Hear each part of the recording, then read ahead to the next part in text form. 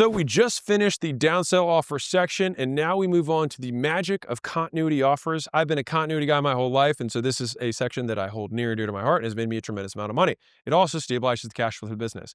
And so in our 4 money models, we have attraction, upsells, downsells, and now, kaboom, continuity. So continuity offers provide ongoing value that customers make ongoing payments for until they cancel. They boost the profit from every customer and give you one last thing to sell. Continuity offers are awesome because you sell once and get paid again and again and again. So here's my quick explanation. Let's say you offer something for $1,000 to 100 people and 10 people buy, you make $10,000. 10 times $1,000. Okay. Now, let's say that you talk to the same 100 people, but you make your $1,000 thing $50 a month instead. And at $50, we can get 40 out of the 100 to buy. And if you keep those people for 20 months, you still make $1,000 from each customer. So you go from making $10,000 now and $0 over time to $2,000 now and $40,000 over time. And as an added bonus, in the first example, if you only sold 10 customers, you'd only have 10 customers to upsell later. If you use a continuity offer and sold 40 customers, you'd have 4 times the customers to upsell later, which is a massive difference. This is fundamentally why people do continuity. You can sell more people at a lower price, you can still collect the same LTV, and you get 4 times the customers to upsell later. The pros are, you can attract more customers compared to something more expensive. The cons are, but you make way less money now, which makes it tough to use as an attraction offer on its own, which is why we put it last, or at least why I tend to put it last. So the TLDR is that by making continuity offers last, we get the best of all worlds. We get cash today from attraction offers, upsell offers, and downsell offers, and we get a little cash today and tons of cash tomorrow from continuity offers. Note, to be clear, you can make continuity offers whenever and however you want. There are no rules. All right, they can attract new customers, upsell and downsell current customers, or re-engage old customers. Same as all the others. So the objective here for continuity offers within the money models that I explained is to maximize lifetime value per customer. These have lower absolute gross profit, but higher gross margins oftentimes. There are 3 topics we will cover: downsell the upsell, calculating back of napkin LTV, and big head long tail. So let's rock through it. So downsell the upsell. So this is my 2 cents. I found it works best to downsell your upsell. So get more cash up front, sell shorter duration, and then add value and then sell it for less. All right, so when I explained this, I had my $16,000 16-week thing, $1,000 a week, and then I'd say, hey, let me give you 5 times the value, and then it's less. And people are like, whoa, but I extended the term. So that's how I downsold my upsell. A lot of times people want to increase the price of the upsell. There's nothing wrong with that. This is just an alternative method that I found worked really well. My challenges in the beginning was $600 for 6 weeks. And then back end, we'd sell $200 per month. So it's less. So one is $100 a week, one's $50 a week. It's half the price. And as a member, you get all these benefits, right? And so I like the downsell, the upsell process, because if they said yes to this thing, they're like, oh, this is an even better deal. And then we convert even more of them. All right, so here's how it sounds. So have you enjoyed everything so far? They say yes. Mind if I tell you about a way to save a little bit and get a lot more? They say yes. You say, so given you've enjoyed X, Y, and Z, we want you here for the long term. So here's what we're going to do. If you're in this with us for the long term, we want to reward you with even more stuff and do it for less. You in? Great. That's the sale. It's very straightforward. So people think about monthly cash flow more than they think about duration. So we had 3-year contracts. So the total contract value was way higher than the 16 weeks, but the monthly payment was significantly lower. And so this is the power of commitments and contracts. It can significantly increase LTV if you deliver value. So that's downsell the upsell. Now let's talk about calculating back of napkin LTV.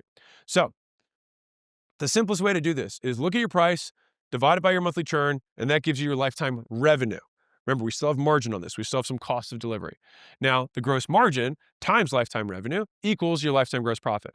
So for example, let's say our price minus our cost of goods times 100% equals our gross margins. So let's say we have a $100 price, $20 cost of goods times 100 equals 80% gross margins. Okay, so now we take our 80% gross margins, we multiply it by our lifetime revenue, and we get $800 of lifetime gross profit. That's how much we make per customer over lifetime. That is what you can calculate for yourself, given whatever it is you have. So you divide your price by your churn, that gives you the revenue. Then you basically just figure out what your gross margin is, multiply that by that, and there you go. So getting people into continuity automatically extends LTV. Even with a company that does one-time transactions, most recurring stuff that has basically no added value, I'm just being super real with you, the recurring is usually 3 months, which still 3x your LTV. So if you sell physical products, which maybe you have one-time use, if you just get someone in subscription, it usually triples the value of the customer. So if half the people do that thing, then you've got half the people doing 3x and half them doing 1x, which means you double the revenue of your business. Not bad, just by making it available. So the valuable money lesson is People think more about price than they do about term. They think more about what they have to pay today, not what they're going to have to pay tomorrow. To extend LTGP, just to give you an example here, if you have that $100 per month thing and you have 10% churn, your lifetime revenue would be $1,000. If you go from $100 divided by 3% churn, so you go from 10% to 3%, you have a $3,000 lifetime revenue. Massive. So some people are like, oh, it's only decreasing churn by 7%. Nah, you decreased it by 70% or 300% in terms of what it is. All right. And so churn is how many customers leave monthly from the ones who started the month by percentage. So if you want big LTGP, conquer churn. Make this number, the people who cancel every month, go down. And the amount that you make from that is unbelievable. So that's back of napkin LTV. So now let's talk about big head, long tail. So John taught me this. He said you can shear a sheep. That should say sheep. You can shear a sheep. You can shear a sheep for a lifetime, but you can only skin it once. And so he explained this one thing to me that I have always remembered. He said, I had this membership at my tanning salon that was $100 down, then $10 a month. He said, or you could just pay $19.99 a month. He said people would call him up before their cards would expire to make sure they got to save that $10 a month thing. And so because they felt like they had bought that lower rate, they didn't want to lose it. And so that concept of the big head, long tail came from John. Like if you pay $1,000 and then something's $50 a month afterwards, the likelihood that you want to cancel that's way lower. And so if you say, hey, you can pay $1,000 now and then you can earn this lower rate, or you can pay $200 a month, a lot of people are like, shit, I'll just pay $1,000 and then keep the 50. But the thing is that 50, the churn on that 50 is so low that you even make more over time than the $200 a month. So you have to play with the numbers here, but typically the more offset the upfront versus the continuity, the more valuable it is. And I will do one little side quest here and then we'll get into them. I think the main reason that a lot of education businesses and media businesses do not have good continuity is because the price to value is mismatched. If I teach you arithmetic the day before you learn arithmetic, it's unbelievably valuable. You learn, you will be able to do mathematics in the world. How valuable is that? The day after you learn arithmetic, you getting a course on arithmetic is worth nothing. And so the problem is that a lot of media and education businesses will take that continuity concept that I talked about earlier, like, well, I could sell way more people. But the problem is that the value diminishes precipitously with information, because once you've learned something, you've learned it. You've extracted the value. And so the way that I like to think about this is that either you sell bulk payments up front, so you sell annual memberships, which I'm obviously a big fan of, or you can sell one-time prices for things that deliver one-time value, and then you'd have much lower continuity for things that deliver ongoing value. And so you basically break apart the things that are one-time value versus consumable value. And I'll give you an example. So in GymWatch, we had like a sales system. Once you install the sales system, you have the sales system. Okay, got it. So that would be one-time value. Something that would be recurring value or consumable value, but would be calls with one of our business consultants who's going to make sure that you're tweaking the things in your business and look at the metrics every single month.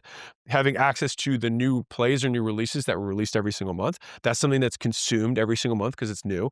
If we had new ads that we were going to test and run to make sure they were winners, then every month you're like, well, I want the new ads. So those are things that are consumable.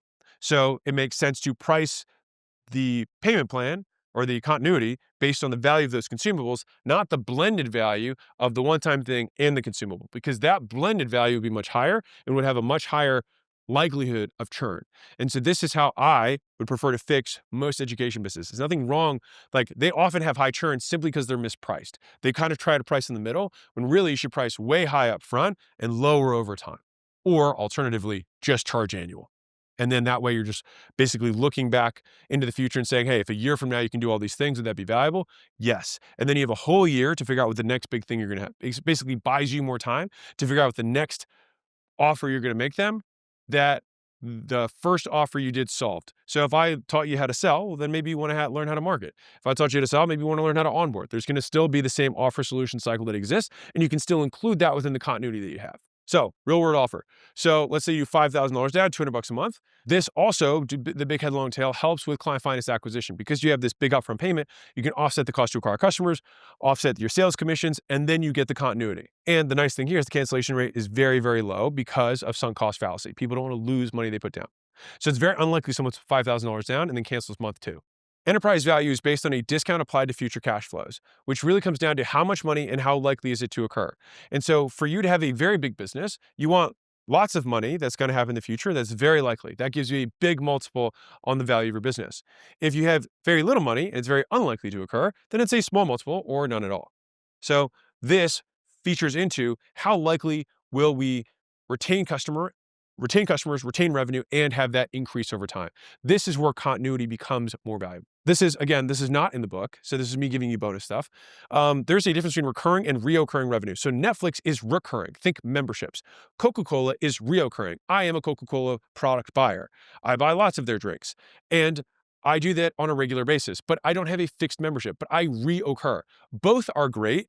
The key with this one is that you just need to demonstrate that, hey, for example, there's a sauce company that I like, and I've bought their sauce for like 4 straight years, and I use it every single month. I go through 3 or 4 bottles a month, and I've been using for years. And sure as hell, you can bet that they can calculate that the average person who buys a bottle over time buys another 20 bottles. That makes it a very valuable business.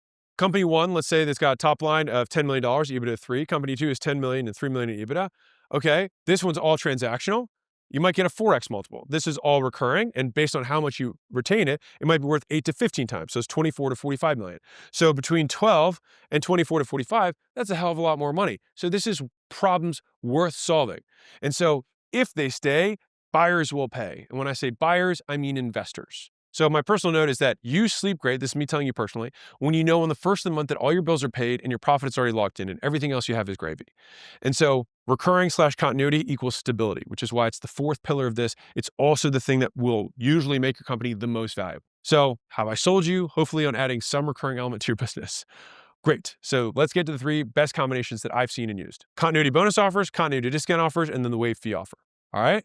So let's rock and roll. And now we do bonus offer.